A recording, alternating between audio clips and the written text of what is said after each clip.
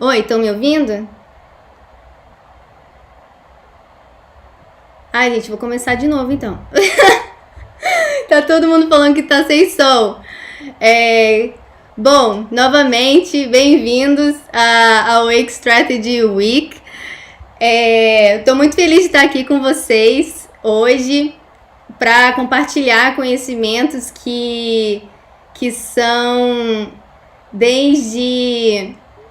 são bem profundos, né, mas ao mesmo tempo bem simples, porque eles estão bem próximos da gente, né, bem próximos do nosso coração, que parece que as respostas são tão simples que a gente acaba complicando, mas aqui durante essa semana a gente vai descomplicar tudo isso para que a gente possa realmente poder fluir nessa ideia, nesses projetos que provavelmente vocês têm aí na cabeça de vocês para poder começar. E também, se você trabalha já para uma empresa, né, e que você quer trazer essa fluidez de propósito, de conexão com o coração para dentro para dentro da empresa, isso também vai te apoiar essa semana aqui. Então fiquem atentos, vamos estar aqui conectados todos os dias, desde hoje, segunda até sexta-feira, às 7h30 da noite, horário de Brasília. E é isso. E antes da gente começar, eu quero que vocês coloquem aqui no chat o nome de vocês, de onde vocês estão falando, porque eu também não quero que seja só eu falando aqui, ou só o Phil falando aqui. Eu quero que seja uma troca e a gente realmente poder se conhecer melhor. E também queria que vocês usassem se você clicar no vídeo, tem uma setinha assim, curvadinha. Você clica naquela seta e compartilha esse vídeo ao vivo para pelo menos 3 pessoas que você sabe que esse conteúdo pode apoiar, pode agregar a vida dessas pessoas. Porque a gente vai falar sobre propósito, a gente vai falar sobre como fundar uma empresa na qual você esteja realmente sentindo e realmente, de fato, apoiando a humanidade através desse projeto, ou dentro da sua própria empresa, ou dentro de uma corporação, se você já trabalha para alguma empresa, como fazer isso dentro da empresa. Então, a gente vai falar sobre isso durante toda essa semana. E Ana Paula, tô lendo aqui. Oi, Ana Paula, de Goiás. Grace de Resende, minha cidade natal. Quem mais? Arthur, Jonas. Beijo pra vocês. E compartilha aí com os seus amigos também, porque vai ser uma aula, né? Como eu disse, tragam papel, caneta, não desgrudem da telinha, porque vai ser bastante conteúdo. Bom, vou me apresentar antes, né, de chamar o Phil aqui. Não sei se todo mundo aqui já me conhece, a minha história, enfim, mas vou falar a minha apresentação formal e depois a minha apresentação informal de quem eu sou, tá bom? Bom, eu nasci no interior do Rio de Janeiro, né, como eu falei, em Resende. Sou filha da Grace e do Jonas, e eu sou coach de Missão de Vida e Negócios, formada nos Andes chilenos pela Condor Blanco e aqui no Vale do Silício, né, um mix de espiritualidade e inovação. Eu me formei aqui no Vale do Silício num mestrado em Negócios Internacionais e Inovação Disruptiva.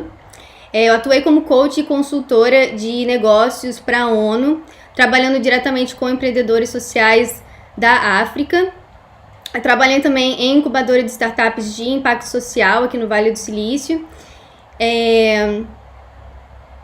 buscando soluções de negócio para problemas sociais reais aqui no Vale, e também para uma startup de tecnologia, uma Microsoft Partner, resolvendo problemas de gestão de tecnologia e pessoas, desde pequenas startups até gigantes corporações pelo mundo, não só aqui no Vale.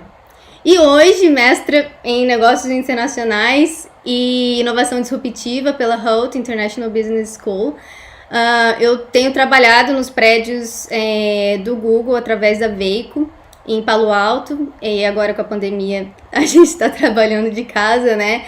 E também tenho me dedicado à Wake Strategy, que é a primeira nascente do mundo, uma pré-incubadora de fundadores, e cuja missão é formar líderes de grande potencial para criarem um genuíno impacto positivo através dos negócios. E, bom, essa é a minha apresentação formal, mas, na verdade, quem sou eu?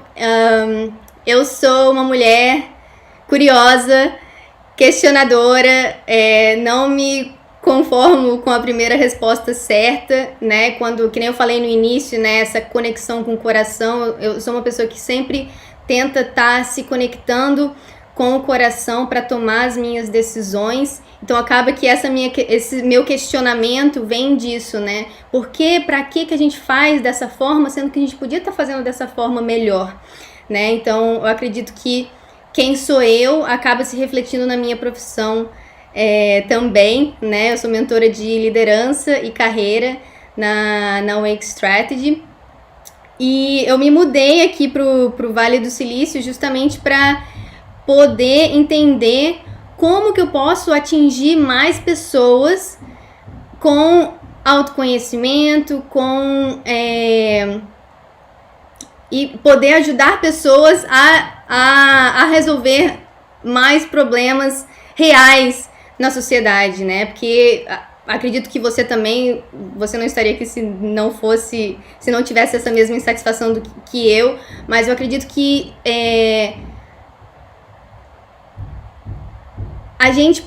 o mesmo esforço que a gente gasta para fundar uma empresa que resolve um problema qualquer, ou um problema, a gente gastaria para resolver um problema que realmente impactaria a sociedade, né? Que aí eu chamo os empreendedores de missão. Mas daí a gente vai falar mais sobre isso no decorrer da semana. E eu queria ouvir de vocês, né? Já que o tema de hoje é empreendedorismo social, o que é empreendedorismo social para você? Como que você definiria empreendedorismo social? Digita aí, que vou acompanhar aqui no chat com vocês, tá?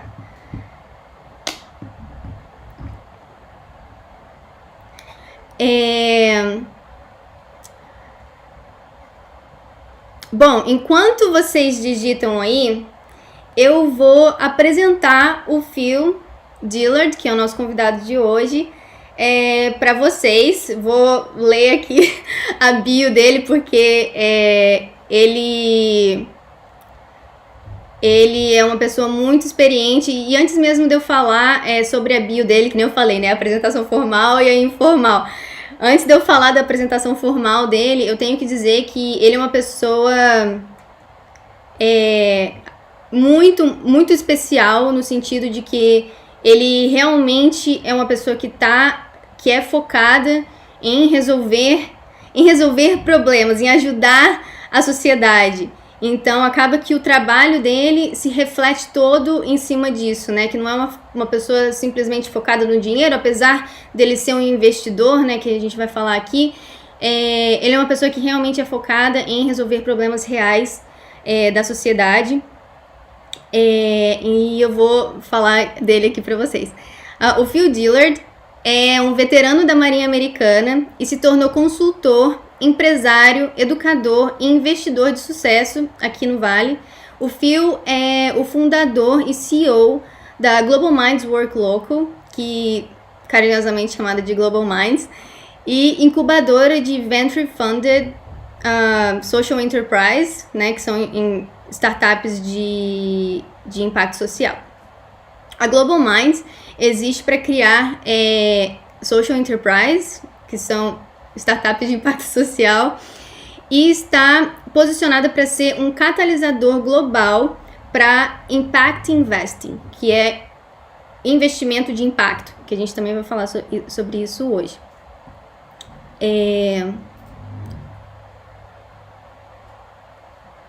investimentos de impactos modernos e empreendedorismo social. A missão é criar empresas que atendam aos objetivos de desenvolvimento sustentável da ONU, construindo empresas que sejam impactantes, escaláveis e lucrativas.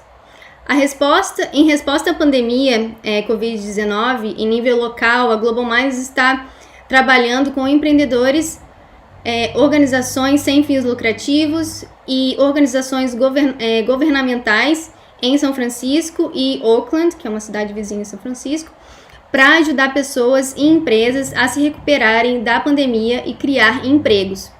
No nível estadual, a Global Minds está trabalhando com a Call Forward and California Economic Summit para explorar soluções de mercado de capitais para preencher as lacunas de financiamento que são barreiras para o sucesso econômico em diferentes partes do estado. Em nível global, a Global Minds está trabalhando com empresas que estão consertando a interrupção da cadeia de suprimentos global nos mercados de teste de equipamentos de proteção individuais e Covid. Phil liderou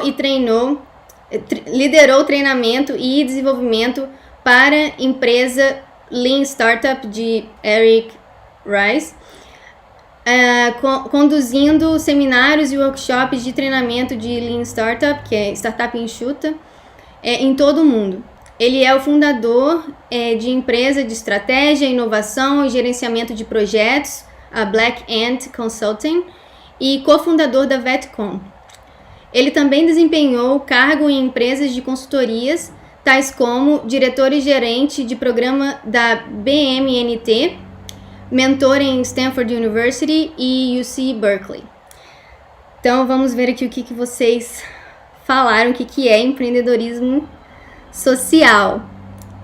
É um empreendedorismo que provoca transformação social. Massa.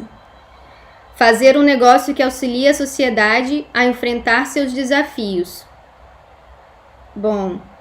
Envolve a sociedade na tomada de decisões. Também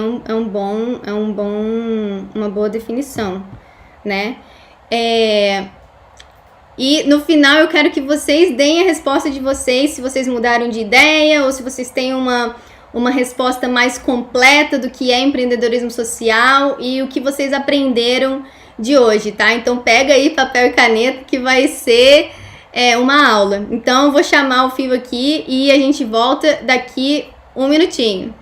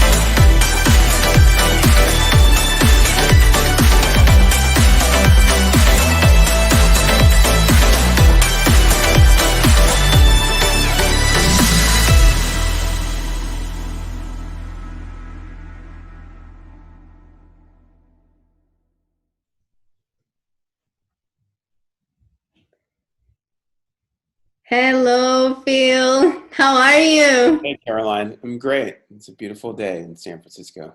Oh, it is very yellow sky. It's sunny California right now. Yeah. Yes, these wildfires are insane. Yeah, there's Um, nothing like it. Nothing like it. I haven't seen anything like I've ever seen in the past 2 weeks. Past week. It's crazy. yes, it is. Um, so, Phil, I just introduced you, but I want to hear from you. Please introduce yourself. If you could say, like, who is Phil without the diplomas, without the organizations, like, who is Phil? You know, um, I consider myself an entrepreneur and an innovator. I really have focused my career particularly over the past couple of years, and for the next decade at least. My plan is really to be building social enterprise, building those fourth sector companies, bringing 21st century capitalism to life through whether you call it stakeholder capitalism or social entrepreneurship or mission driven entrepreneurship. It's really simple. We have a lot of brilliant people on the planet and in Silicon Valley who really should be are focusing on some things that are making money, but they're not necessarily making the planet safer for humanity. They're not necessarily delivering value to all the stakeholders in the ecosystem, and they're off target in how they optimize value to shareholders for a number of reasons, actually. So I care about people. I care about developing, growing entrepreneurs.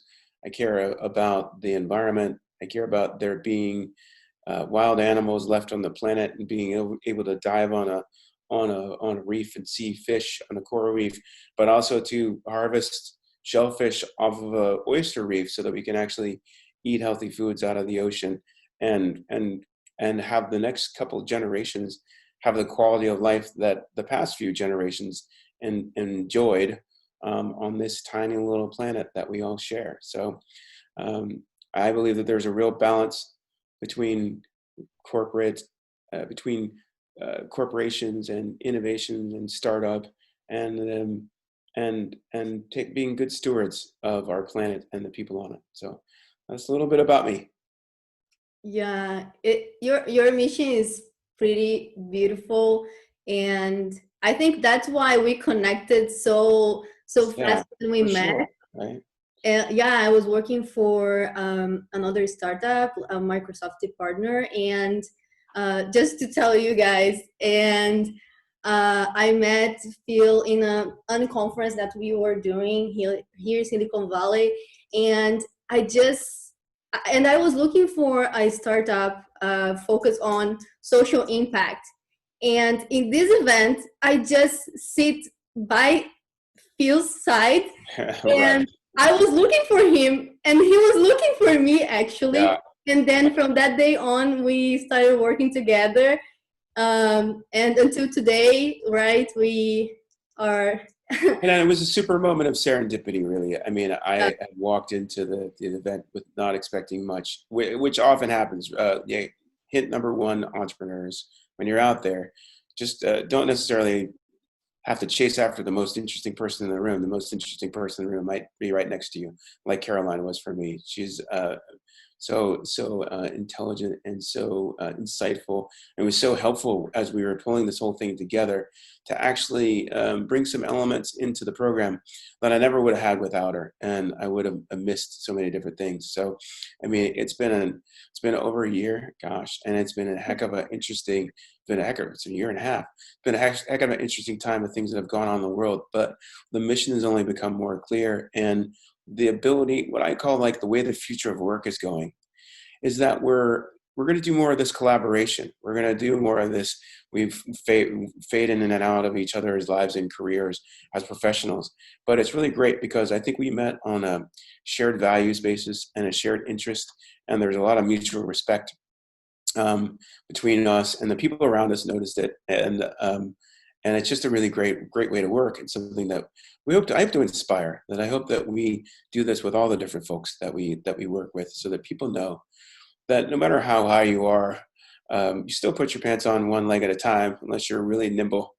And everybody, I believe that everybody in the organization, everybody who's in the game has something to contribute. And you and I share that. We want to draw the best out of them. We want to see what they want to do.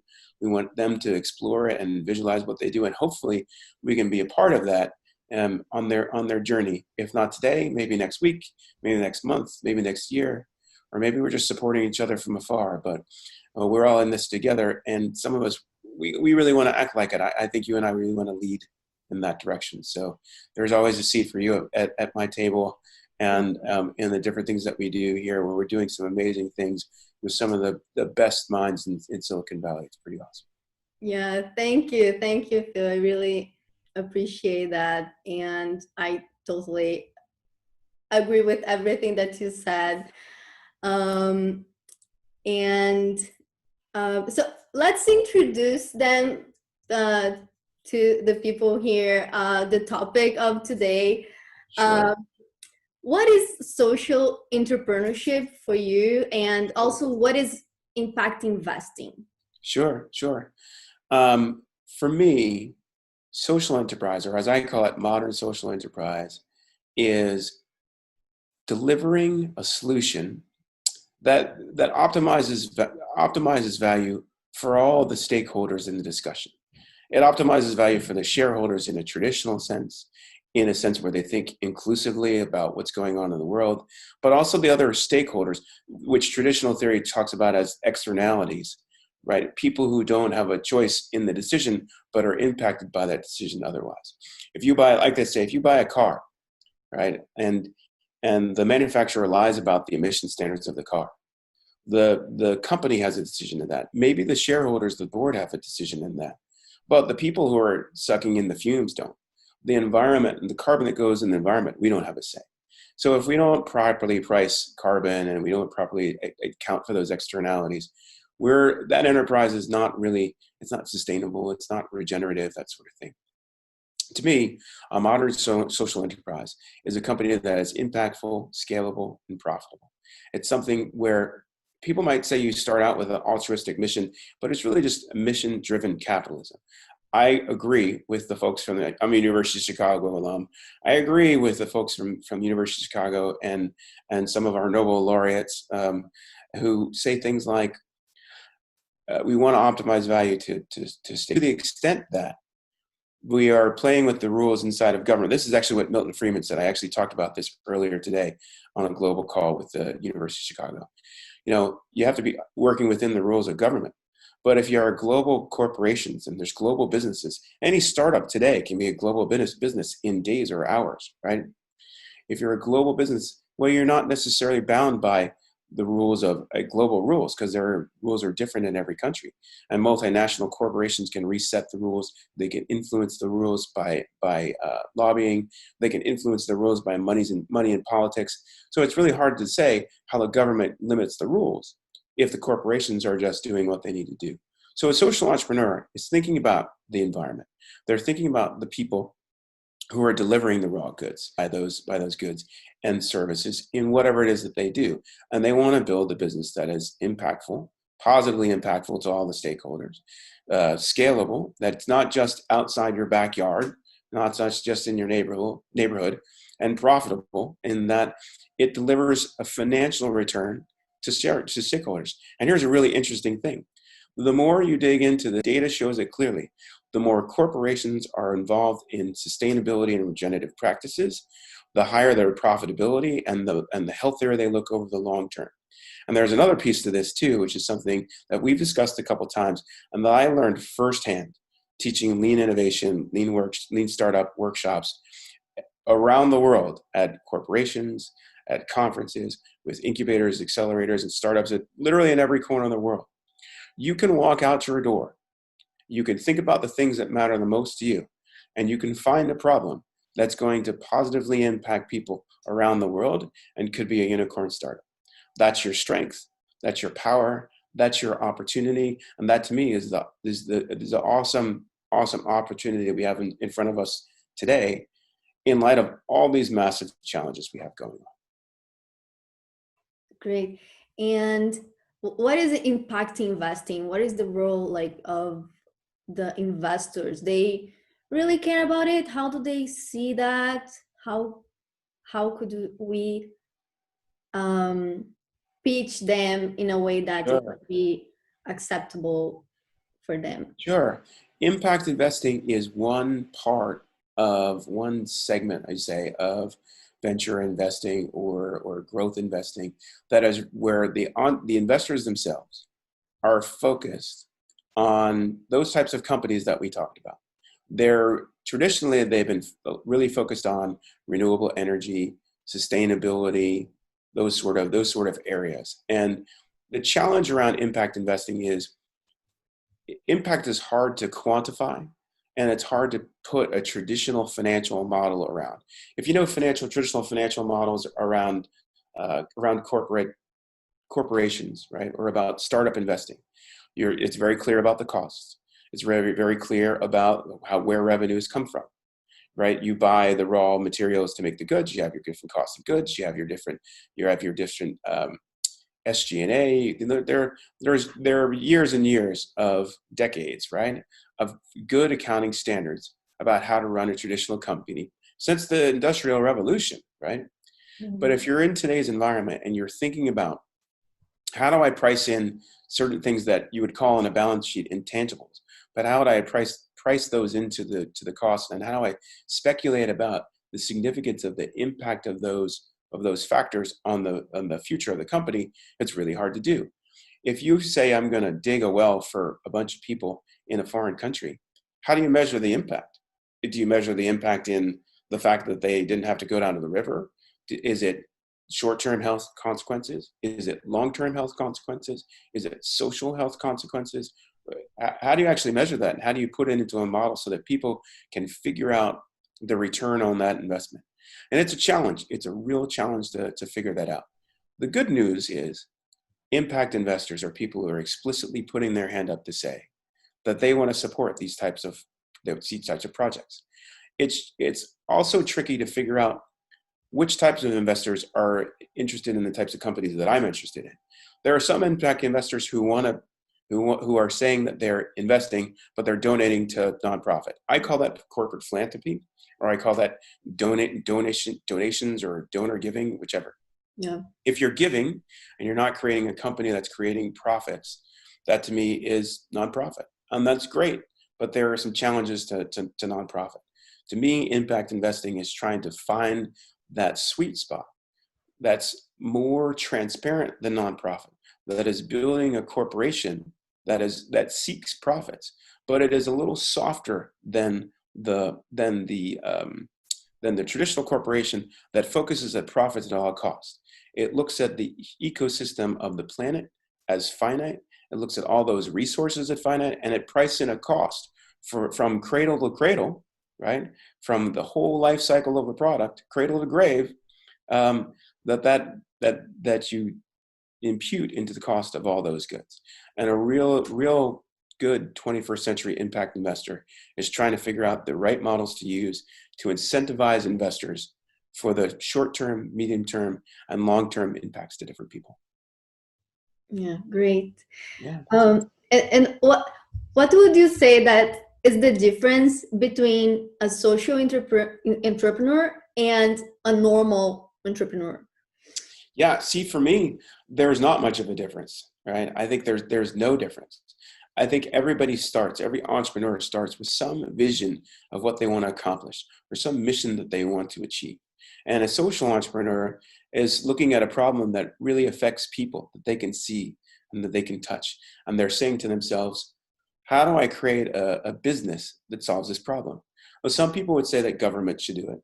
Some people say that nonprofits should do it. Some people that say that corporations well run can do it. But I can give you a number of reasons why each one of those models breaks down in social enterprise. So a social entrepreneur is really focusing on a real tangible problem. Now they can bring cutting edge technologies to the table to solve that problem. There is actually part of the reason for the rapid growth, and this being, as the CEO of Bank of America said literally yesterday, the perfect time to be working on these types of companies. Why is it the case? Because you have technologies that enable you to do it. You have technologies that enable you to write applications without code. You have technologies that enable you to be global in your business the first day of operations, because you can use something like AWS. You have technologies that enable you to measure and monitor and capture data from all sorts of sources and apply them to new types of solutions, whether it's a big data solution, whether it's a automation solution using AI. You have the ability to actually enact payment through and to avoid the restrictions of currencies of different governments by using blockchain and other cryptocurrencies. So there's so much technology out there that enables you to be a technology-enabled startup. A social entrepreneur is much less different than a technology entrepreneur, a tech entrepreneur, traditionally speaking. I like them because they're people who come with mission.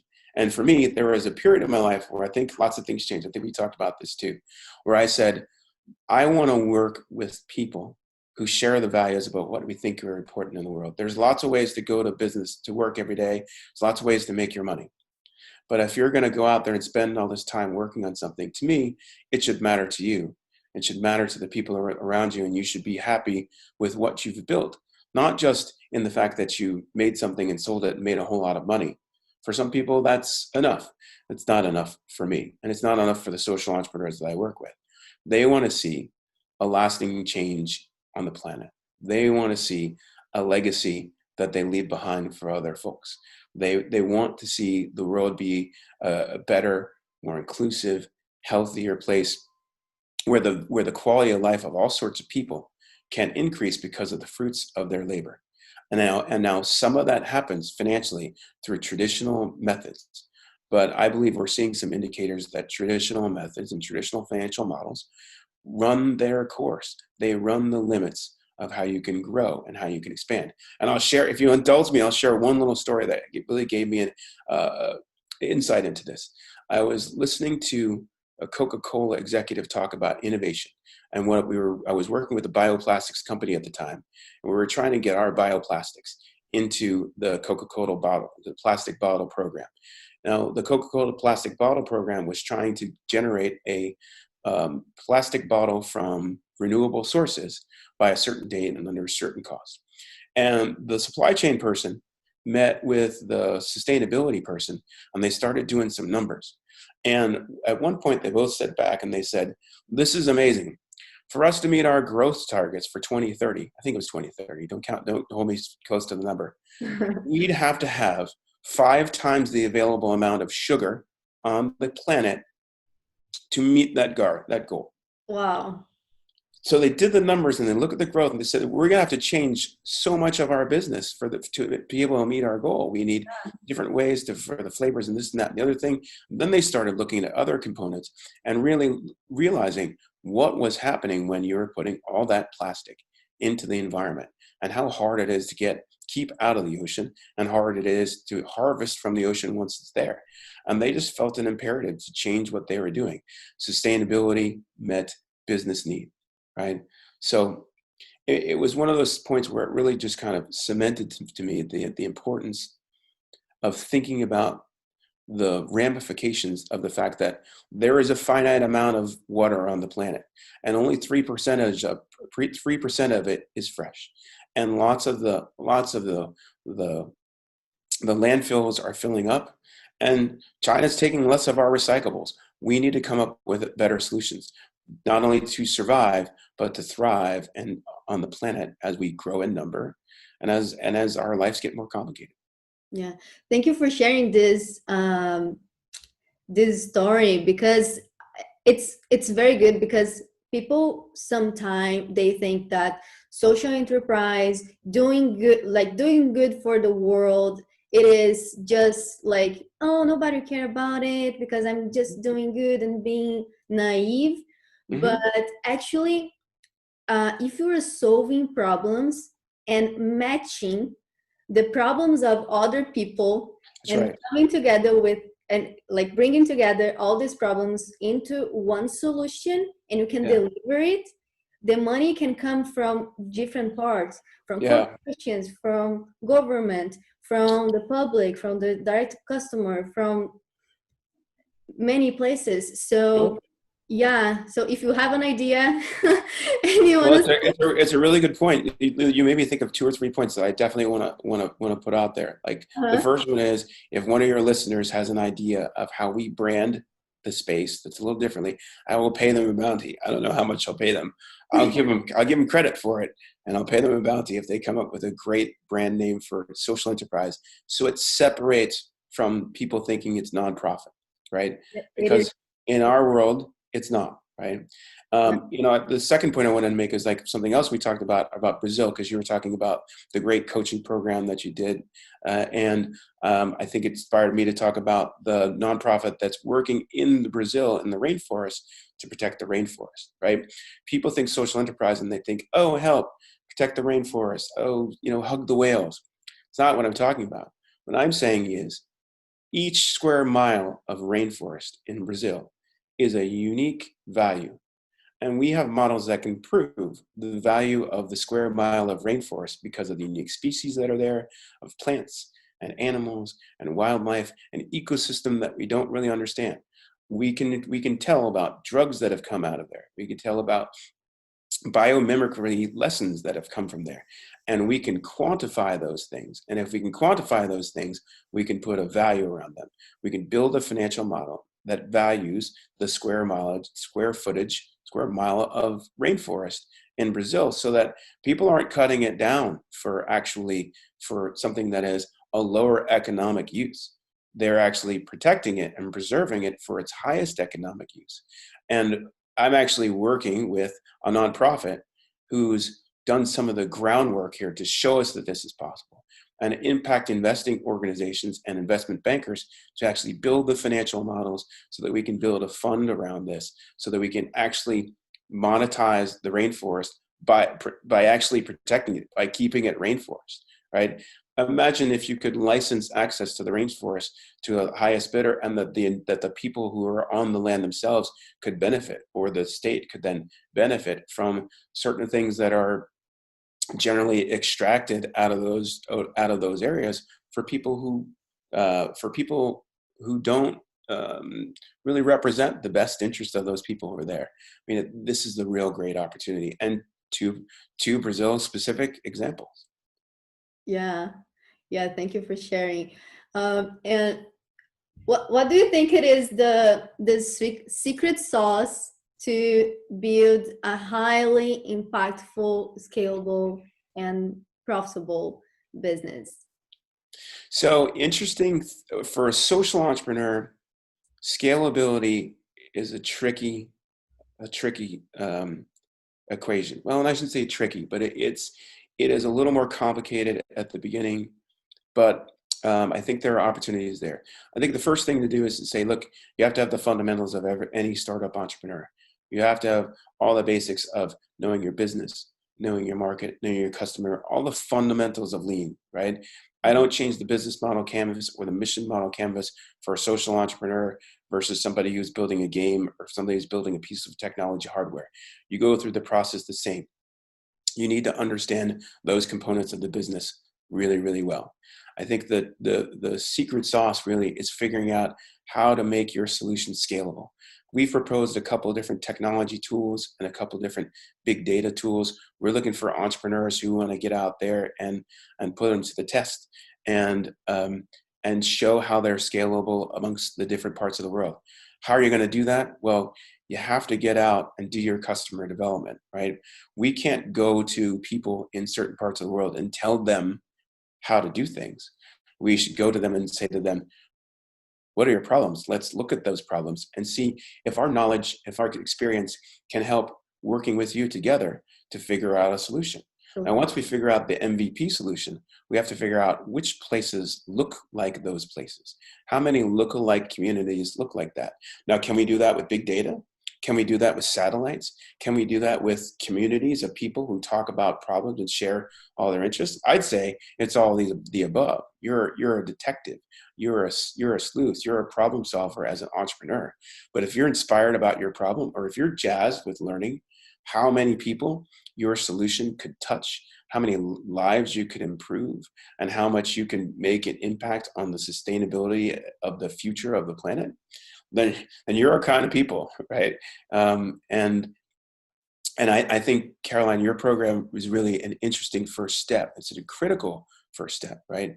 Because the other part of that secret sauce as an entrepreneur is you have to know who you are and you have to know who you're not. And sometimes, without any help, we spend a lot of time. I know I did. I spent a lot of time trying to figure out exactly who I was. I have a broad background of different experiences because I was figuring out things out and trying them on for size. And if I had better coaching and mentoring earlier, maybe I would have gotten to where I am sooner. Maybe not. I don't know, but I think I would have gotten there sooner, and I think I would have gotten there without a lot of pain. When I'm working with coaching clients, I tell them for sure, my objective is to help you get where you should be, where you really want to go, where your vision takes you, faster and easier than doing it on your own. Coaching has helped me to do that. I've seen it help other people to do that. And some of my clients have told me that that's helped them to do that as well. So I think it's an incredibly important part to really understand who you are, to look at yourself in the mirror and ask some hard questions, and to say, what's going to matter to you in 5 or 10 years? What do you want to be able to leave as your legacy? And what really is success? What really is wealth? I've answered a lot of those questions for myself. And my coach has helped me to get there. And I've gone through a lot of revelations. And there have been steps forward and there are steps back. But all right, one other key point of secret sauce. I got this from one of my mentors just the other day. You know what the secret sauce is? It's a lot of hard work. A lot of hard work and persistent. And one of my friends and mentors, Jeff, told this story about how he got this great serve. He was a collegiate tennis player, and he's like a world-class tennis player, right? He's really, really good. And he had a serve that was over 100 miles an hour at one point, and he was like rocket fast. And he told me this story about how this guy saw him on a tennis court with this great serve. He said, "How'd you get this great serve? Can you tell me your secret?" He goes, "Yeah, I'll tell you the secret." He says, "What is it?" He says, "Well," he said, "first, I got up every morning at 5:30 a.m. and I trained for an hour, and then I practiced skills for an hour, and then I played three matches a day on the weekends, and then in the winter I went out to my garage and I tossed a ball up onto one spot on the wall 100 times so that I would hit it perfectly every time, and I did that every day for 3 years." And the guy was like, "That's no secret." He's like, "Exactly the secret, right? Exactly the secret. It's hard work. The secret is discipline. The secret is focusing on the little disciplines that are going to get you the right skills. The secret is patience, and patience with yourself, and not trying to be perfect immediately, but allowing yourself to grow and evolve over time, and knowing that entrepreneurship is a marathon, not a sprint, knowing that there are going to be a lot of days where it's 2 steps forward, 1 step back, and some days where it's 3 steps back and 1 in a different direction. But that's why in the lean startup language, we have coined the term of a pivot, right? You don't keep trying to knock down the wall by beating your head against it. You try to go under it. You try to go over it. You try to go around it. If you need to, you back up, you turn right, you go down a different street where there isn't a wall, but a pivot, right? That is just a change in strategy without a change in vision. So Yeah. Dropping some nuggets on some tips of how to get it done. Yeah, you just said about, you mentioned discipline, focus, patience, and we only can have it when we know exactly where we want to be, where we want to go, when we have a clear vision or a clear mission of what we came here on earth to do.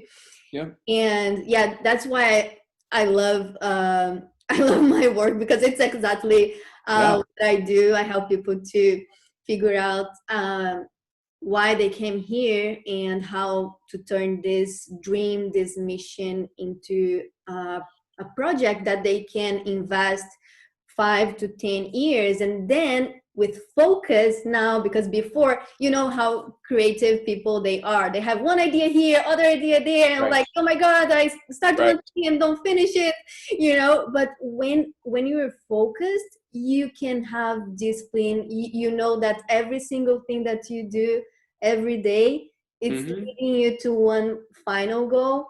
And yeah, I love it. Yeah, and you know, it's you put a question in my head that I want to ask you. Like, how do you work with folks when they're like, well, I don't have my clear vision yet. Excuse me, I don't really know.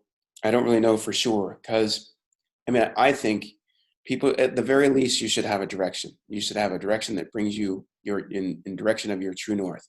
I don't know exactly what destination I'm going to, but I know I'm moving in the right direction. It's not that way. It's not that way. It's definitely this way. Now, there could be some variation in there, which is okay. You know, I go to that metaphor of the big rocks in the box thing, saying, figure out the things that are most important to you. And then, you know, figure those things out first, and all the other smaller things will figure themselves out later. So you've got a direction, you know, some of your key values, and then things will come as you work through them. But I'm curious, like, what else? How Yeah, do you work with you people doing that? you mentioned many steps of my methodology, Ah, and just going through what you said, like, oh, I know that's not that way, not that way, but I feel that is that way. So I work with people to help them to understand their values, because they're like top 5 values. They are a guide. If mm-hmm, if this way doesn't match my first value, I don't even need to look at the other value. mm-hmm, That's the value that I will feel fulfilled. So why would I choose this? And then I see the top 5 values as a checklist for any decision that you take. So that's what I help them with that. And oh, as you said, I know that it is that way, but it may change somehow. But I know that in the end, we work with their vision, and mm-hmm, they know where they want to be. They know who, where they want to be and who they want to become. And mm-hmm, then the way how they do it, it's also a work from inside out and outside in, mm-hmm, because you know who you are. But okay, what is the environment right now on earth in 2020? Because if you were, imagine I am Caroline, I would be the same Caroline in, if I was born in 2020 or if I was born in 1920. But the environment, the market, mm-hmm. the atmosphere, the government, everything will be different. So how can I apply my mission, my vision into the world, how it is right now? And then comes everything that you said about data, about investigating the problem and what Mm-hmm. I solve, you know? So I do this work from inside out. And then when we have a clear mission, which is like, mission is um, a clarity of what are your talents, what are your competences, and which problem you solve, that you came here to solve, that when you think about this problem your eyes just shine different. Sure, sure, and and um and what is the outcome of solving that problem? sure. That's your mission. Yeah, sure. You know what? You said a whole bunch of great stuff there, and there are 3 points that I definitely want to make sure that people can ground this in the inside out thing. It's feeling, timing, and luck, right? You said you feel that this is the right direction. Not enough people talk about the importance of listening to the feeling and listening to yourself, right? And it's not so much that your feeling tells you all the information. It gives you a signal that there's something wrong. And it gives you, for me, it gives me a reason to pause and say, huh, why do I feel this way? Why do I have this reaction? What am I not seeing that I'm feeling? And I have to actually, here's another secret sauce piece, trust myself, trust my intuition that something is wrong. It's not necessarily that something's bad, but something is just trigger that feeling, and then train my intuition about what it actually is that I'm seeing. So then I can develop some pattern recognition. I got to understand. And I also then try to encourage myself. I tell people to do this: respond with curiosity instead of skepticism. I don't understand that. Oh, I understand. This feeling happened because I don't understand it and I'm scared. Okay. I'm going to respond with curiosity instead of skepticism. I'm going to respond with curiosity instead of fear. Well, let me explore that. Let me learn about that. I don't know if this is going to be worth my time or a good thing to do, but I'll go and do that anyway. I think the day we met, I wasn't so sure that I was going to go and it was going to be like worth my time to go. It's like, do I really want to go to this thing? I But remember a lot those of time, stuff. yeah, I just do a whole bunch of stuff to do, trying to raise money, all this different stuff, right? And I'm Uh-huh. like, but you got to get out and do some of these things. It's really important. And let's just suppress that fear of there not being enough and just open up to the abundance of like what you might bump into, and ta-da, amazing things happen, right? So that's the other thing about timing, right? Yeah. Timing. Sometimes serendipity. You can't choose if you're born in 1920 or 2020. You can't choose if the thing that you're bringing to market is the perfect time, but you can listen to the market and maybe pivot and adjust and learn and prepare for the time. This is where, in the lean parlance, I would say, if you have some critical assumptions about an idea, some of your critical assumptions might not work today, might work today, but they wouldn't have worked 10 years ago, right? They might only work for a few more days, weeks, or months. So there might be a window that's rapidly closing. The reason we tell people to move at speed, at startup speed, is because first, you don't get any time back. Second, you want to move while that window is opening, and then the window is open, right? Mhm. And third, you want to do it before you run out of money.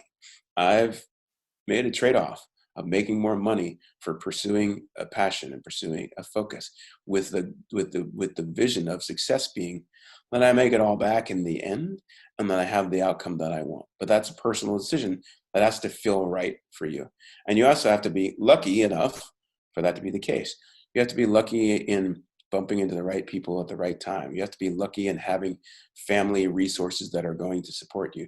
You might have to be lucky to actually pop into, literally, I have bumped into mentors and VCs in elevators and cars and walking to a corridor where I've said some things and it's opened some doors and opportunities and expanded my network. Was I doing all the right things? Sure. But there's a certain amount of luck, right? Some people are born with more financial resources than others. That's just luck, right? Now you can create more opportunities to be lucky, because some people say it's where preparation meets opportunity, right? So be prepared. Those opportunities come, then you're a little more lucky. But there's different types of luck, and sometimes you just have to acknowledge that. And honestly, some very successful entrepreneurs have said, one of the big factors was they worked as hard as everybody else. They were smart as everybody else, but they were just lucky at the time. And you have to acknowledge that and not make it a negative thing or an excuse, but just pay attention to some of the data and some of the insights that you're getting. I mean, that makes sense to you? Always learning, yeah.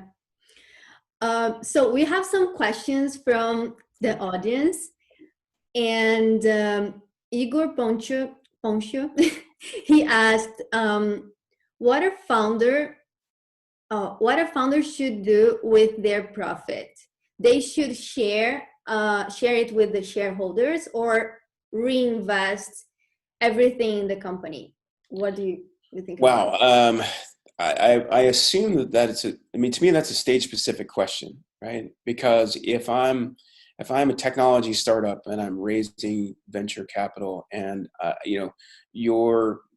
the profits are going to come until the company is actually profitable. And I would argue that if you apply the 3 horizons model, for example, when a company comes out of being a disruptive startup into being a horizon 2 growth company, you have gone from you have found product market fit, right? And all of your capital should then be invested in amassing market share. It should be expanding your company as much as rapidly as logically possible, right? To grow it, to get as much market share as makes sense for your business, right?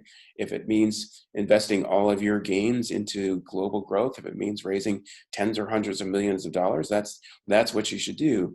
To me, I would say, as long as it makes sure that you're going to have a business that's impactful, scalable, and profitable, and healthy for you. Now, if you're at a point, if the question is distributing value to shareholders and to stakeholders, or the idea of giving dividends as opposed to increasing the value of your equity, that to me is kind of more like a Horizon 1 problem. When I'm optimizing a business for profit, and I'm optimizing a business for being a very efficient, profit generating business. But that's at a mature stage. So, I mean, I think you want to be fair with people. You want to reward people who invest in you early. You want to provide incentives for your employees, incentives for your investors, but you also have to be very, very careful in making sure that you as an entrepreneur move quickly enough to so that you take advantage of the opportunity, so that you do as much as you can with the money that you raise, because venture capital is very, very expensive. Right? You may not be using venture capital. You may be using debt. You may be just growing off the exhaust, but of your revenue. But still, you have to move quickly so that you can retain as much control of your business before certain financial challenges require you to give up more equity for the ability to grow it even further. Mm-hmm. Fortunately, there are a number of different tools that are out there that gives founders today far more options of how to raise money and how to grow a business. You can use all different types of crowdfunding. You can use all different types of cryptocurrencies. You can use financial innovations like the safe agreements, which are far better than the early convertible notes or direct investments that people have made. There is a whole array of tools out there to find different venture capitalists and different types of venture funds. And you have the ability to know and to choose who is going to be your partner in funding and growing your company.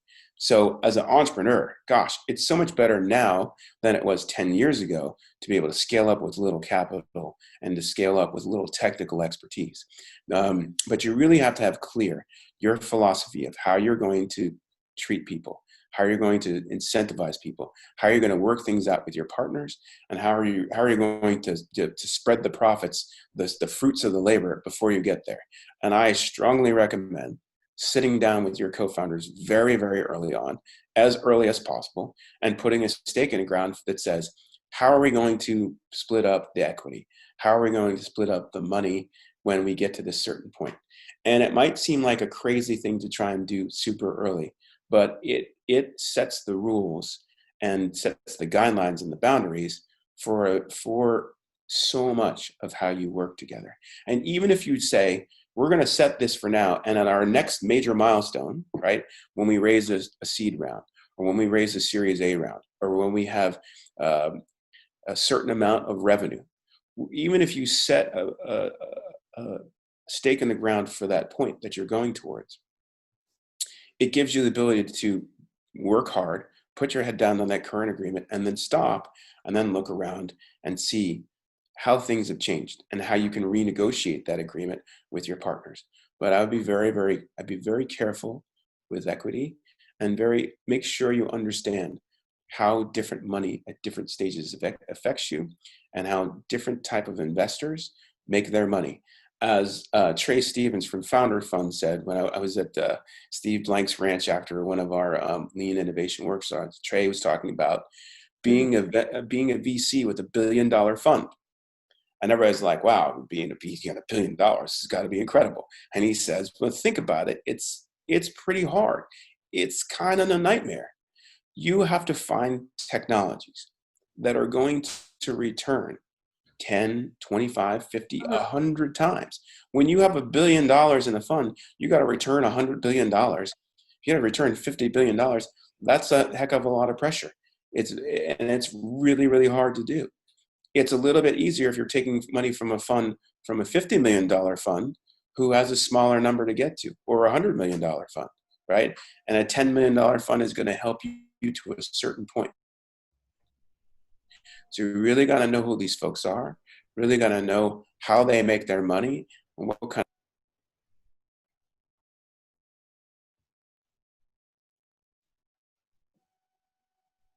Okay. Hi, I think mom.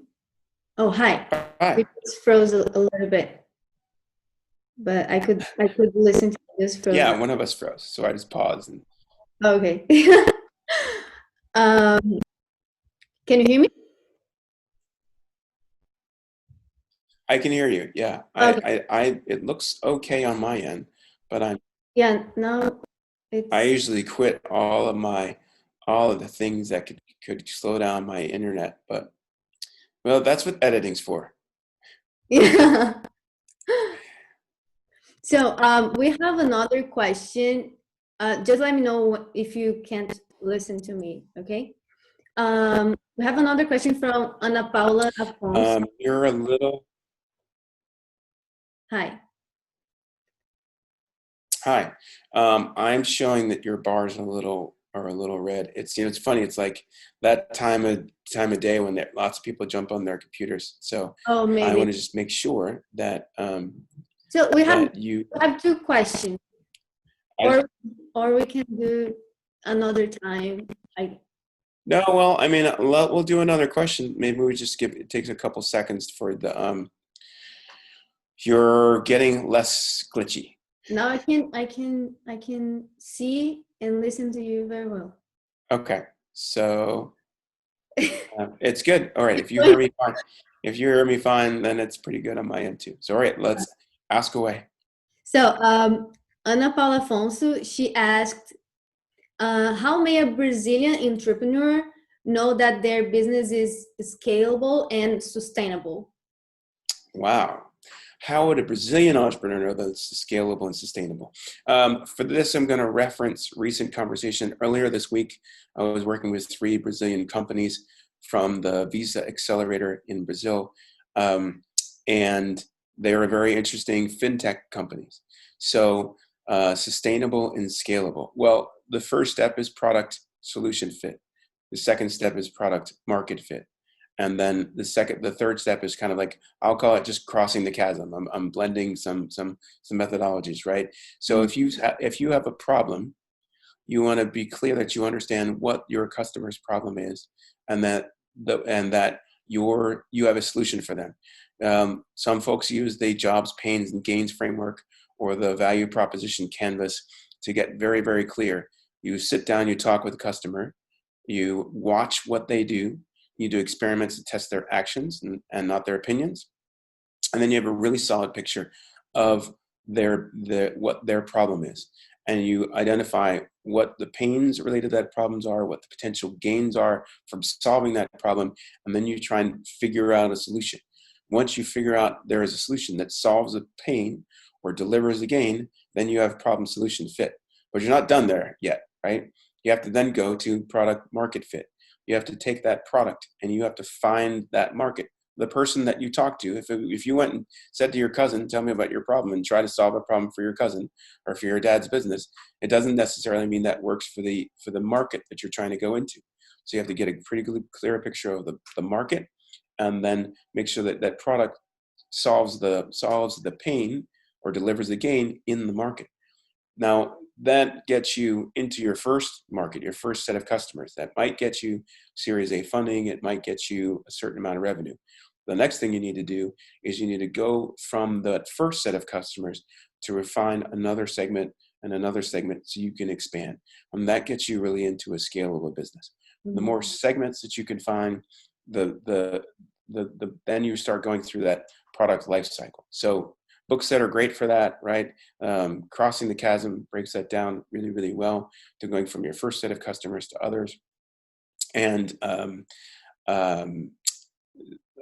Alexander Osterwalder's work shows a lot of different ways of how to do that, from business model generation to testing business ideas. There's 2 great books. And there's another one, there's a new one called Where to Play. Where to Play helps you figure out, if you're looking at a couple of different markets, which one should you choose? Should it be a broad consumer market? Should it be a niche consumer market? Should it be a B2B market? Which market should you play in and why? How do you evaluate them? And then choose the right market with the solution that you found. Great.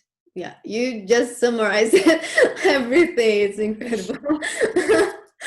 Another question is, it's from the NGO Associação Vida Abundante. Okay. They asked, how can an NGO have a sustainable business? How can an NGO have a sustainable business? So, okay, yeah, sure. To me, because to me, an NGO, nonprofits, similarly, right? I assume it depends on. They're asking a question about funding. I'm going to take it that way, because one of the challenges around nonprofits to me is that you're relying on money from a grant from a grant writing institution, right? Whether it's a government, whether it's a foundation, whether it's a donor advised funds, right? We're relying on grants. We're not able to run on the profits or the revenues that come from the business. So I've been working actually with some nonprofits that are building social enterprises onto their business. Actually, I worked with a couple for a period of time, and I have a couple in the pipeline. And what does that actually then mean? Well, the nonprofit might have proven that there is a solution that they're delivering with the work that they're doing. They've gotten grants. They've worked with people. They've figured out how to solve solve the pain or deliver the gain to the constituent that they're trying to service. Awesome. It's not a traditional for-profit company, but it serves that need. How then can you add additional products and services onto it so that you're not fully dependent on the money that comes from the grants? So that if your grants went to nothing or they were significantly hit, that you could continue on with the business. To me, that's that transition to being sustainable, right? So that you're financially sustainable in the work that you do.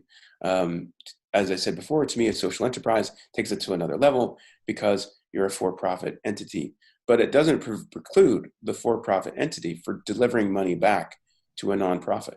One of the social enterprises I'm working with, as part of their plan, is taking 20% off of their profit and putting it into a fund to support the community that they serve so that it can drive other areas of growth inside of that community, that it can help other entrepreneurs get started, that it can help write grants to nonprofit foundations or other NGOs, so you can keep that cycle going so that that business is doing more good for the whole stakeholder ecosystem and not just the shareholders of the company. Yeah. What you said is very valuable, not only for NGOs, but also for entrepreneurs, because sometimes they're so dependent of a VC, of investment. But wait a minute, I can generate my own profit, my own revenue to sustain my philanthropy, my NGO, you know. So it's very valuable to, if they are already solving a problem, they can profit from that with the right business model.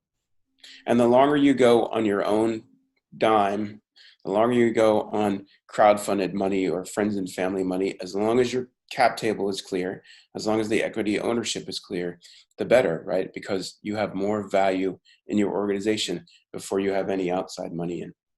Yeah, totally. And you not have the authority to ask for money for more investment if you don't have results at the beginning, or at least a real prospection of the results. So a final question. Okay. If 7.8 billion people could listen to you right now, Miss Universe question. Good, right. Which message would you deliver to them? Wow. If I could say something to the whole world. Yes. 1 minute. I would say you have a voice inside. Listen to it. It matters. If you're a person of faith, you're a piece of the divine. If you're a person of destiny, everybody has one. If you're a person of self-determination, choose what you want and go get it. You're not a tree. You don't have to stay where you are. You're going to have to make some sacrifices along the way, but you're also going to wake up in the morning and look at yourself every day and have and it's your responsibility to make the most of the skills that you've been given, despite where you started. It's up to you to figure out where you end. And if I can be helpful along the way, let me know, because I would love to see you be successful. Oh, that's so great. I felt inspired. It's true. Yeah, I know you, and I know it's true. Yeah. So Phil, I can't thank you enough. That was so great, and I hope everyone here could have some aha moment insights and really bring it to their lives. And if you have a final message, if where people can reach out to you if they need some extra help. Sure. Wow. I'm sure there'll be, Caroline is awesome. And I hope you guys really listen to her, because she's doing some great stuff. And I trust that she's going to get you set up with some amazing things. If you're looking for some support, I'm actually rebuilding my personal website, phildillard.com. It'll hopefully be up by the time this airs, because I'm rebranding it. But search for me on LinkedIn, go to our site at Global Minds Work Local, or you can find me also on Twitter at phild0210, though I'm not on Twitter all that much.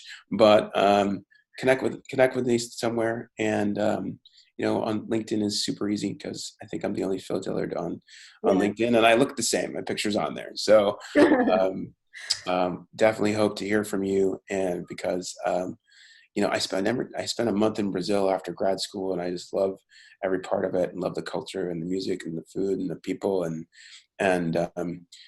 we've been trying to do some business down there, work with Brazilian entrepreneurs and Brazilian startups, and love to see the power of entrepreneurship bring the country to where everybody aspires for it to be. So yeah, thank you, Phil. I will share your contact, everything that you said here in the chat. And thank you so much. It's always a pleasure to talk to you. You really inspire me. I remember when I was working with you, I couldn't even, when I was talking about you to someone, I couldn't even call you boss. Oh, my boss. No, he's not my boss. He's like my leader, I really see you as a mentor, and I really admire your career. You also came from the Navy. I also came from the Merchant Marine. We have the bonding. Yeah, very similarities in our experiences. And I'm looking forward to do more great things together. And thank you so much for being so present to these days. It's been a year already. It's crazy. 1 year and a half. Right? Crazy. Yeah. So thank you so much. Thank you for the opportunity. You're amazing, and I'm sure you're going to continue to do awesome stuff. So I can't wait to see what's next. It's going to be a heck of a ride this next year. Yeah, it will. Thank you. See you. Bye. Bye. See you. Bye. Take care.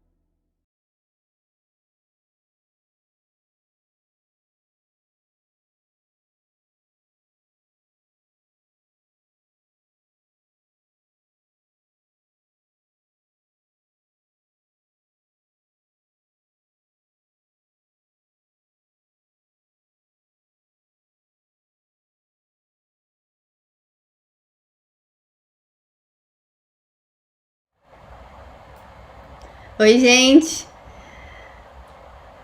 Quem se sentiu inspirado? Nossa, eu fiquei muito inspirado com a última frase dele. Me conta aí. Oi, gente. Ih, tá dando um eco aqui. Me conta aí o que vocês aprenderam, o que surpreendeu vocês, que ele falou e que te tocou, que foi um insight. Me conta aqui nos comentários. Enquanto isso, eu vou falando os meus insights, tá bom? Eu tenho o livro que ele... Isso.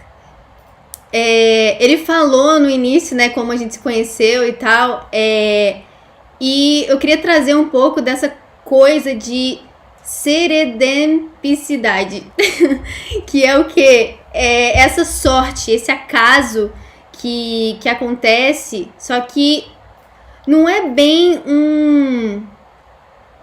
um acaso por acaso. Quando eu conheci o Phil, eu tava certa dentro de mim que eu tava procurando uma empresa de impacto social que eu pudesse trabalhar. Uma empresa que realmente pudesse fazer, que realmente estivesse resolvendo um problema real na sociedade, que realmente eu pudesse sentir que as minhas habilidades, os meus talentos estariam sendo usados de uma forma que fosse realmente impactar as pessoas positivamente e não simplesmente trabalhar por trabalhar, sabe? Então, eu tava com isso na cabeça. Eu quero trabalhar numa incubadora de startups de impacto social. E eu fui para esse evento, quando eu conheci o Phil, com essa mentalidade.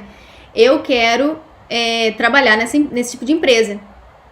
E quando eu sentei do lado dele, né, eu não sabia quem ele era. Ele tava super introvertido lá no computador dele. Só que o evento ele era bem interativo, né? A gente estava resolvendo problemas de várias empresas lá juntos, né? Cada um representando uma empresa e eu como organizadora do evento junto com a empresa, né? O Microsoft Partner. E lá eu pude apoiar essas empresas resolvendo os problemas dela dentro desse bate-papo aberto. E dali ele viu quem eu era, como a minha linha de raciocínio e tudo mais. E no final, no intervalo do evento, ele pediu pra conversar comigo. Imagina uma pessoa que tá super quieta do seu lado o tempo todo e na hora do intervalo pede pra falar com você. Aí eu, oi. Daí ele me falou que durante o evento, na verdade, ele tava no computador porque ele tava preenchendo uma vaga pra empresa dele. E que ali, quando eu tava no evento apoiando as outras empresas a resolverem os problemas delas, ele viu que eu era a pessoa pra vaga. Então, eu coloquei a intenção e o universo trouxe o Phil, que como se fosse eu estivesse procurando por ele e ele procurando por mim, e a gente se encontrou no acaso e estamos aí essa amizade, essa parceria que até hoje, né? E que vai estar aí por mais anos, eu vejo. Então, fica aí, como que eu posso dizer, né? A importância. Aquele momento para mim foi muito marcante para entender o poder da clareza, o poder da manifestação do que você tem clareza, sabe? Foi muito, muito, muito marcante isso pra mim, desde aquele dia. Aí no dia seguinte a gente já fez a entrevista de emprego, ele me entrevistou, e daí na mesma semana mesmo ele já me contratou e a gente foi trabalhando junto. E como eu disse, né, ele como se fosse um mentor pra mim, me apoiando com tudo, eu também apoiando ele, né, claro. E outra coisa, gente, vai falando aí pra mim o que vocês aprenderam. E quanto à ONG, ele indicou uma forma de ser sustentável e isso fez sentido pra mim. Que bom, Ana. Que bom. Oi, Tinoco. E, gente, vai compartilhando aí o que vocês aprenderam. Eu vou falar aqui o que eu aprendi. No início, ele também falou sobre um tipo de empreendedor, que é um empreendedor de missão. Vocês lembram que ele falou isso?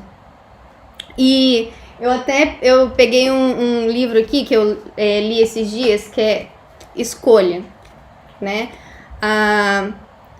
A única coisa mais importante antes de você tomar uma decisão nos seus negócios. Oi, Angélice. E aqui ele fala de 4 tipos de empreendedores. Tá vendo uma tabelinha? Eu vou falar aqui pra vocês, que eu gosto muito dessa definição do Ryan Levesque. Que existe o empreendedor de missão, que é aquele que tá bem focado no chamado dele, que é uma coisa mais espiritual, de alma, uma coisa que ele tem que resolver no mundo, que tá super insatisfeito e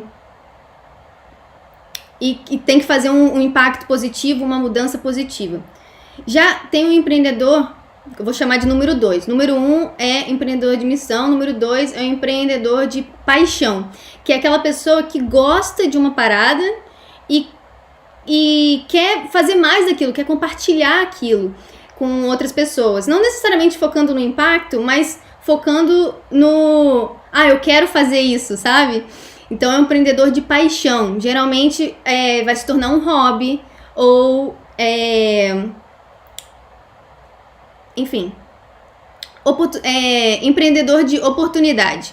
São os empreendedores que veem uma oportunidade externa e montam um modelo de negócio baseado naquela oportunidade porque sabem que vai dar muito dinheiro. Então, geralmente, um empreendedor de oportunidade, simplesmente oportunidade, vê uma oportunidade, pega aquilo e vai...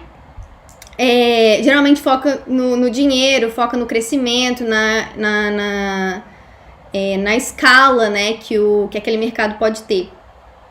E tem os indecisos, né, que eu acho muito engraçado ele falar isso, que é o 4, que são os indecisos, que eles vão fazendo por fazer e quando vê numa hora ali deu alguma coisa.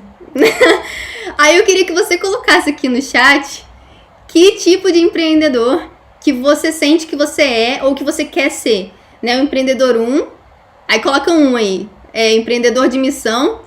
O empreendedor 2, que é o de paixão, você quer compartilhar uma paixão que você tem.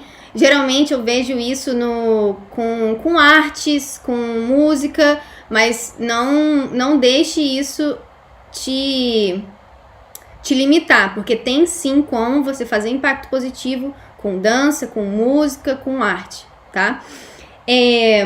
O 3 é o empreendedor de oportunidade. E o indeciso, que sai fazendo qualquer coisa lá e no que der, deu. Fala aí no chat o que você quer ser, o que você é. Eu sou empreendedora de missão. Eu realmente foco no impacto que eu quero causar e não necessariamente... E eu faço isso com os meus clientes também, né? E não necessariamente pelo fato de você ter uma missão ou uma paixão que você não vai olhar para uma oportunidade. E... todos. E não necessariamente você vai olhar para não vai olhar para uma oportunidade. Porque se você quer fazer uma mudança positiva, você tem que olhar para uma oportunidade que tem no mercado, senão você não vai criar um negócio, né? Então, que nem o Phil falou, né, da metodologia que eu tenho desenvolvido, né, essa metodologia, ela é focada em pessoas que querem fazer o que gostam, que querem descobrir a missão, querem empreender com missão e e focarem numa oportunidade de negócio. Então, é como se fosse uma junção de todos esses 3, né? Não é porque você é um empreendedor de missão que você não vai estar atento a oportunidades. Não é porque você é um empreendedor de paixão que você não vai ter também uma missão ou não vai estar atento a oportunidades do mercado para poder escalar. Então, essa é a minha paixão, fazer esse quebra-cabeça das paixões, dos talentos, das motivações, dos sonhos das pessoas e transformar isso num projeto que elas possam investir pelo menos nos próximos 5 ou 10 anos nesse projeto. E outra coisa que ele falou foi sobre, que eu anotei aqui, disciplina, paciência, foco e determinação. Vocês lembram qual foi a última vez que vocês sentiram que vocês estavam disciplinados, focada, com determinação? Lembra, fecha o olho um pouquinho e tenta voltar para aquela situação. Você lembra dessa situação que você estava focado, determinado, que ninguém podia te parar, que você estava tão focado, que você sabia que era aquilo? Quais eram os aspectos na sua vida naquele momento, né? Provavelmente você sabia o que você queria. Provavelmente você escolheu aquilo que você escolheu, fazia parte do seu conjunto de valores, né? Então não existia nada mais na vida que fosse mais interessante do que aquilo. E esse é o poder do foco, né? Que é quando a gente junta os nossos talentos, a gente junta a nossa intenção, os nossos sonhos, faz essa limpeza mental do que realmente não precisa estar ocupando a nossa mente, não precisa estar ocupando o nosso coração, as nossas emoções. A gente faz essa limpeza e daí a gente consegue focar. Então, é um processo para a gente conseguir foco, determinação e disciplina, né? Que também disciplina requer sair da inércia. E, gente, me fala, né? Eu fiz a pergunta no início, não sei se todo mundo estava aqui no início. Eu fiz uma pergunta que é: o que é empreendedorismo social para você? Eu queria que você colocasse aqui no chat a sua opinião, se mudou desde o início a sua opinião, ou qual é a sua opinião final do que é empreendedorismo social. E você viu o desafio ali que o Phil colocou pra gente, né? Se você tiver alguma ideia de qual outro nome dá para empreendedorismo social, fica à vontade de colocar aqui nos comentários, de mandar mensagem pra gente ali no Instagram, Awake Strategy. Vou colocar aqui no chat depois. Porque empreendedorismo social, ele não é a primeira pessoa que eu ouço falar isso. Porque social vem muito uma carga de fazer uma doação, de fazer algo sem fins lucrativos. Só que o empreendedorismo social é resolver um problema real da sociedade, mas ganhar dinheiro com isso. Então, se ainda não ficou muito claro para você, durante a semana a gente vai estar falando sobre isso a fundo. E eu tô muito ansiosa. E todas as pessoas que eu convidei são tão especiais quanto o Phil, tá, gente? Se vocês gostaram dele, eu vi aí vários comentários falando bem dele. Se você gostou do Phil, da vibe dele, do que ele ensinou, eu tenho certeza que você vai gostar de todas as pessoas que eu vou trazer aqui hoje, porque eu só convidei pessoas que são realmente especiais para mim. E eu tô muito ansiosa para a palestra de sexta-feira, que vai ser com a Joanne Lawrence. A gente vai falar sobre negócios transformativos, que eu acredito que é um pouquinho do que o Phil quis dizer com essa questão do nome empreendedorismo social, e que ela chama de negócio transformativo, transformative business, que é muito nessa pegada também de empreendedorismo social.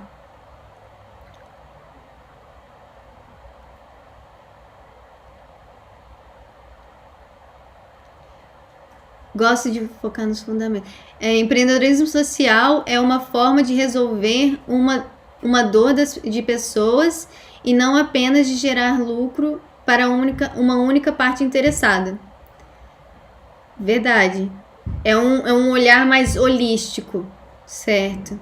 Empreender social igual monetizar o mundo.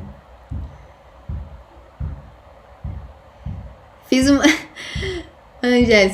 uma busca rápida no tio Google e descobri que empreendedorismo social é criar um modelo de negócio em que você e outros sejam beneficiados. Sim, não é um acúmulo de riqueza, mas sim uma distribuição.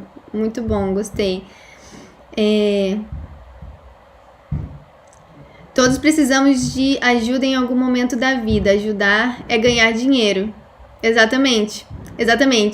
E eu gosto muito dessa definição de ajudar, né?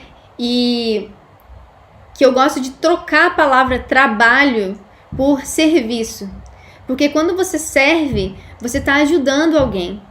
Pensa nos momentos que você realmente serviu, que você estava sendo um voluntário, uma voluntária.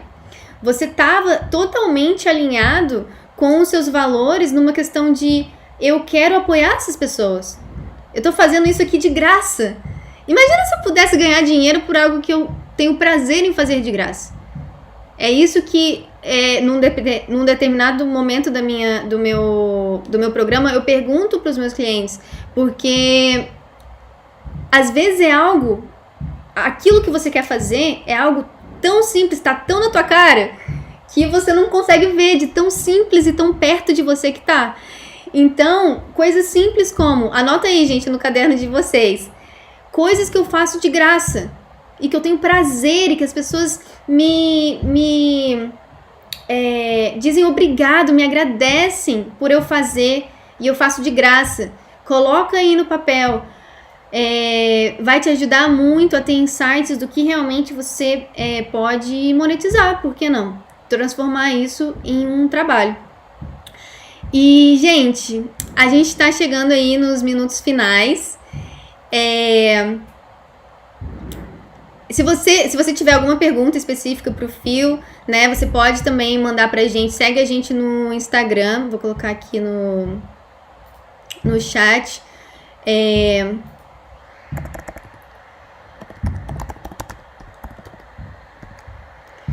Awake Strategy. E também tem o meu pessoal, né? Que é esse aqui. Aí vocês podem me mandar mensagem lá, a gente continua se falando. E se você gostou da aula de hoje, deixa o seu like aqui no vídeo, compartilhe esse vídeo com 3 pessoas que você acredita que vai fazer uma grande diferença na vida delas. Compartilha nas suas mídias sociais também o que você aprendeu, uma frase, 2 frases de impacto que para honrar o que o Phil fez aqui pra gente hoje. Compartilha nas redes sociais, faz um stories no Instagram, ou um post no Facebook, ou no LinkedIn, no Instagram. Marca a gente que a gente vai redirecionar para ele. E se você chegou aqui por um outro link, eu te convido a se cadastrar no site da Awake Strategy, que a gente vai te mandar mais novidades sobre a conferência que vai acontecer de hoje até sexta-feira, e vai ser tudo sobre empreendedorismo social, como você lançar o seu projeto, e propósito, o que eu quero fazer da vida, que vem várias ideias e eu não sei como fazer. A gente vai falar sobre tudo isso nessa semana. Então aproveitem, vou trazer pessoas de peso aqui que eu conheci aqui no Vale do Silício para apoiar você na sua própria jornada. Então aproveitem e compartilhem essa conferência, tá bom? E outra coisa, se inscreve aqui no canal, ativa o sininho, porque aí o YouTube vai te mandar uma notificação quando a gente for ao vivo, tá bom? Tem que ativar o sininho, que daí você vai ativar as notificações. E sempre que a gente for ao vivo, você vai receber uma notificação e você já pode pular aqui pro vídeo, pra transmissão, tá bom? E amanhã a gente vai falar com o Ruben Merri. Ele tá causando ele é um empreendedor nato, que ele tá causando disrupção no mercado de criptomoedas. Mas mesmo se você não tá nem aí para criptomoeda, tá? Você tem que comparecer, porque a gente vai falar sobre a jornada dele. Como que ele partiu do zero, né? Como que foi essa construção mental, quais são as motivações que ele teve, quais foram os caminhos que ele percorreu, quais empregos que foram cruciais para que ele pudesse ter os insights que ele teve, para poder criar a empresa dele hoje, que é a N-Grave. A gente vai falar mais sobre ela amanhã. Que é a primeira carteira de criptomoeda mais segura do mundo, né? Porque para a gente ter criptomoeda no mundo, a gente tem que ainda superar algumas barreiras, e a segurança é uma das barreiras que ainda tem para se disseminar a criptomoeda pelo mundo realmente, né? E se transformar em algo normal, vamos dizer assim.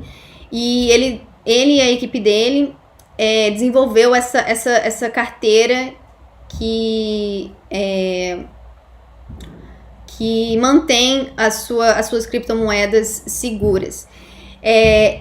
E é isso, a gente vai falar com ele sobre a vida dele, e espero que isso inspire vocês na sua própria caminhada. E a gente vai estar aqui a semana inteira, de 7h30 às 9h30. Então a gente está aqui nos nossos minutinhos finais. E eu gostaria que você, de novo, compartilhasse. Se você entrou agora, eu tô vendo a Érica. Oi, Érica! Sheila, gratidão, Sheila. Empreender socialmente e ganhar dinheiro, Érica. Esse é o pulo do gato. Então acompanha a gente aqui e acompanha a gente também no Instagram. E é isso, gente. Nos vemos amanhã, tá bom? Um beijo!